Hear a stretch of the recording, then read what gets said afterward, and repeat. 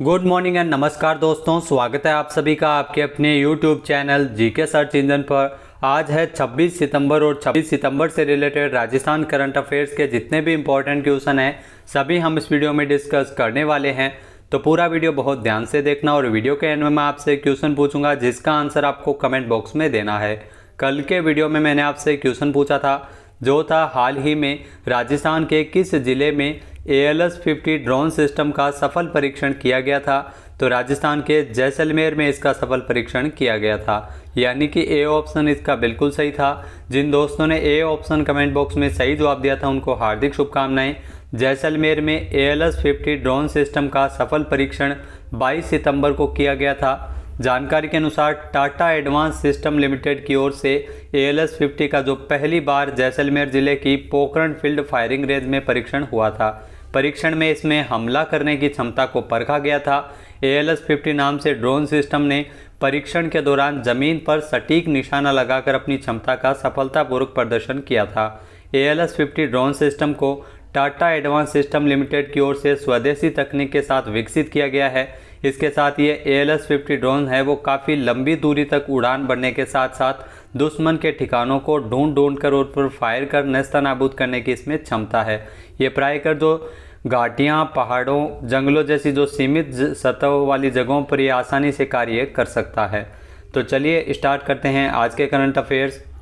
पहला क्वेश्चन है, Rajasthan film festival का 10वां संस्करण 24 सितंबर को कहां आयोजित किया गया था। तो राजस्थान फिल्म फेस्टिवल का 10वां संस्करण 24 सितंबर को जयपुर में आयोजित किया गया था, यानी कि ए ऑप्शन इसका बिल्कुल सही है। आइए जानते हैं इंपॉर्टेंट फैक्ट्स। तो राजस्थान फिल्म फेस्टिवल का ये 10वां संस्करण था। 24 सितंबर को जयपुर के मान पैलेस में इसका आयोजन किया गया था। इस अवार्ड सेरेमनी को फिल्म अभिनेत्री महिमा चौधरी और अभिनेता तुषार कपूर तथा फिल्म क्रिटिक कोमल नाटा द्वारा होस्ट किया गया था। इस इवेंट में 2 कैटेगरीज में अवार्ड दिए गए, जिसमें पहला राजस्थानी भाषा की फिल्में और दूसरा अन्य क्षेत्रीय भाषाओं की फिल्में शामिल थी। टोटल 24 अवार्ड वो दिए गए थे, जिसमें 12 राजस्थानी फिल्मों को और 12 अवार्ड दूसरे राज्यों जैसे तमिल, कन्नड़ इन फिल्मों को दिए गए। अभिनेता संजय मिश्रा को इस पुरस्कार समारोह में लाइफ टाइम अचीवमेंट अवार्ड से नवाजा गया था। अभिनेता संजय मिश्रा की जो फिल्म थी टर्टल, जिसमें इन्होंने मुख्य भूमिका निभाई थी और इसकी जो शूटिंग है वो राजस्थान में हुई थी। इस फिल्म फेस्टिवल का मुख्य उद्देश्य राजस्थानी फिल्मों के साथ साथ देश की विविधता वाली संस्कृति को बढ़ावा देना है। नेक्स्ट है, हाल ही में मुख्यमंत्री अशोक गहलोत द्वारा राजस्थान महिला निधि की स्थापना हेतु कितने करोड़ रुपए के अतिरिक्त बजट के प्रावधान को मंजूरी प्रदान की गई है। तो ध्यान रखना, राजस्थान महिला निधि की स्थापना है वो राजस्थान में की गई है CM अशोक गहलोत द्वारा। इसके लिए 25 करोड़ रुपए के अतिरिक्त बजट के प्रावधान को स्वीकृति प्रदान की गई थी, यानी कि ए ऑप्शन इसका बिल्कुल सही है। और यह क्वेश्चन जो PTI के एग्जाम में इस तरह से पूछा गया था कि जो महिला निधि की स्थापना किस राज्य के द्वारा की गई थी, तो हाल ही में राजस्थान सरकार द्वारा इसकी स्थापना की गई थी। आइए जानते हैं इंपॉर्टेंट फैक्ट्स। तो राजस्थान के मुख्यमंत्री अशोक गहलोत ने राज्य के स्वयं सहायता समूह के वित्तीय प्रबंधन के लिए राजस्थान महिला निधि की स्थापना के लिए 25 करोड़ रुपए के अतिरिक्त बजट के प्रावधान को स्वीकृति प्रदान की है। साल 2022-23 में बजट में महिला निधि की स्थापना के लिए आगामी 2 वर्षों में 50 करोड़ रुपए का अंशदान उपलब्ध करवाने की घोषणा की गई थी और इसी घोषणा की अनुपालना में यह वित्तीय स्वीकृति मंजूर की गई है। गहलोत ने 26 अगस्त 2022 को महिला समानता दिवस के अवसर पर राजस्थान में महिला निधि की शुरुआत की थी। तो 26 अगस्त को इसकी शुरुआत अब की गई थी महिला समानता दिवस के अवसर पर। महिला निधि के माध्यम से स्वयं सहायता समूह की जो महिलाओं को रोजमर्रा की जो जरूरतों, स्वरोजगार और आय अर्जन के लिए गतिविधियों को आसानी से पर्याप्त ऋण है वो इसके लिए उपलब्ध हो सकेगा, ताकि वो आर्थिक रूप से सशक्त बन सकेगी। राजस्थान महिला निधि का गठन राजस्थान ग्रामीण आजीविका विकास परिषद के माध्यम से किया गया है और राजस्थान उत्तर भारत का पहला राज्य है जहां महिला निधि की स्थापना की गई है।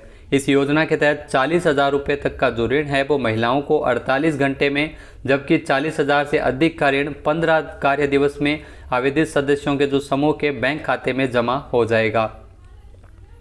नेक्स्ट है, हाल ही में राजस्थान में अंतर्राष्ट्रीय ग्रैंड मास्टर्स ओपन शतरंज प्रतियोगिता का आयोजन 30 सितंबर से लेकर 9 अक्टूबर तक कहां किया जाएगा। तो ये प्रतियोगिता राजस्थान के बीकानेर में आयोजित होगी, यानी कि ए ऑप्शन इसका बिल्कुल सही है। आइए जानते हैं इंपॉर्टेंट फैक्ट्स। तो राजस्थान के बीकानेर में ये पहली बार अंतर्राष्ट्रीय ग्रैंड मास्टर्स ओपन शतरंज प्रतियोगिता का आयोजन किया जा रहा है, जो 30 सितंबर से लेकर 9 अक्टूबर तक इस प्रतियोगिता का आयोजन होगा। प्रतियोगिता में करीब 15 देशों के 300 से अधिक खिलाड़ी इसमें शामिल होंगे। भारत की ओर से जो पूर्व विश्व जूनियर और अर्जुन पुरस्कार प्राप्त विजेता भारत के अभिजीत गुप्ता को प्रथम वरीयता है वो प्रदान की गई है। राजस्थान से है अभिजीत गुप्ता। प्रतियोगिता में 30 लाख रुपए के इनाम है वो दिए जाएंगे और प्रतियोगिता 2 चरणों में खेली जाएगी। तो बीकानेर में 30 सितंबर से लेकर 9 अक्टूबर तक अंतर्राष्ट्रीय ग्रैंड मास्टर्स ओपन शतरंज प्रतियोगिता का आयोजन किया जाएगा। नेक्स्ट है राजस्थान के जयपुर में 3 दिवसीय स्वयं सिद्धा हस्तशिल्प प्रदर्शनी का आयोजन कब से किया जाएगा। तो राजस्थान के जयपुर में इस प्रदर्शनी का आयोजन 30 सितंबर से किया जाएगा, यानी कि बी ऑप्शन इसका बिल्कुल सही है। आइए जानते हैं इम्पोर्टेंट फैक्ट्स। तो लघु उद्योग भारती महिला इकाई संगठन की ओर से 3 दिवसीय स्वयं सिद्धा हस्तशिल्प प्रदर्शनी है जो 30 सितंबर से शुरू होगी और 2 अक्टूबर तक चलेगी। लघु उद्योग भारतीय जो भारतीय महिला इकाई संगठन की अध्यक्षा है सुनीता शर्मा ने बताया है कि जो जयपुर के जवाहर कला केंद्र, जी हाँ, जयपुर के जवाहर कला केंद्र के शिल्प ग्राम में 30 सितंबर से लेकर 2 अक्टूबर तक हस्तशिल्प है वो इसमें प्रदर्शनी का आयोजन किया जाएगा। इस प्रदर्शनी में कुल 6 प्रदेशों की जो महिलाओं अपने उत्पादों को शोकेस करेगी और प्रदेश में इस प्रदर्शनी का जो महिला सशक्तिकरण की दिशा में एक महत्वपूर्ण कदम माना जा रहा है। तो हस्तशिल्प प्रदर्शनी 30 सितंबर से लेकर 2 अक्टूबर तक आयोजित की जाएगी। इस प्रदर्शनी का उद्घाटन 30 सितंबर को केंद्रीय मंत्री गजेंद्र सिंह शेखावत करेंगे। नेक्स्ट है अक्षय ऊर्जा से ग्रीन हाइड्रोजन बनाने की जो प्रक्रिया को समझने के लिए भारत सरकार का एक दल जर्मनी जाएगा, जिसमें राजस्थान से कौन शामिल होंगे। तो राजस्थान से टी रविकांत है वो शामिल होंगे जो IAS अधिकारी है, यानी कि ए ऑप्शन इसका बिल्कुल सही है। आइए जानते हैं इम्पोर्टेंट फैक्ट्स। तो देश में अक्षय ऊर्जा से ग्रीन हाइड्रोजन बनाने की जो प्रक्रिया को समझने के लिए भारत सरकार का दल है वो अगले सप्ताह जर्मनी जाएगा। इस दल में राजस्थान विद्युत प्रसारण निगम लिमिटेड के अध्यक्ष और राजस्थान अक्षय ऊर्जा निगम के अध्यक्ष है टी रविकांत, वो भी शामिल है। यह जो कार्यदल है वो 5 दिन का प्रशिक्षण लेकर लौटेगा। इसमें केंद्र सरकार के अधिकारियों के साथ गुजरात, केरल और मध्य प्रदेश से भी एक अधिकारी इसमें शामिल होंगे। देश के कई राज्यों में अक्षय ऊर्जा से ड्रीम हाइड्रोजन बनाने की अपार संभावनाएं हैं और हाइड्रोजन को सभी उद्योगों में प्रयोग लिया जाता है। फिलहाल ये कोयला और बिजली से बनाया जाता है जो काफ़ी महंगा है। ग्रीन हाइड्रोजन एक तरह की स्वच्छ ऊर्जा है जो रिन्यूएबल एनर्जी जैसी सोलर पावर का इस्तेमाल कर पानी को हाइड्रोजन और ऑक्सीजन में बांटने से पैदा होती है। भारत में इस साल फरवरी में नेशनल हाइड्रोजन मिशन का ऐलान किया है और इसके तहत भारत को साल 2030 तक 50 लाख टन ग्रीन हाइड्रोजन बनाने में सक्षम बनाना है। से संबंधित किस व्यक्ति को दिल्ली पुलिस का नया आयुक्त नियुक्त किया गया है। तो राजस्थान के संजय अरोड़ा, जिन्हें दिल्ली पुलिस का नया आयुक्त नियुक्त किया गया है, यानी कि ए ऑप्शन इसका बिल्कुल सही है। आइए जानते हैं इम्पोर्टेंट फैक्ट्स।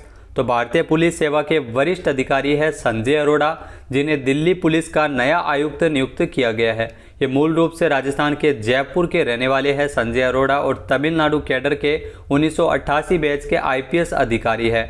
वर्तमान में भारत तिब्बत सीमा पुलिस बल के महानिदेशक और DG के पद पर तैनात है। इससे पहले BSF CRPF में भी कई महत्वपूर्ण पदों पर रह चुके हैं संजय अरोड़ा।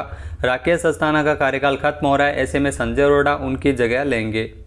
इसके अलावा संजय अरोड़ा ने मालवीय राष्ट्रीय प्रौद्योगिकी संस्थान जयपुर से इलेक्ट्रिकल और इलेक्ट्रॉनिक्स इंजीनियरिंग में स्नातक की डिग्री भी हासिल की थी।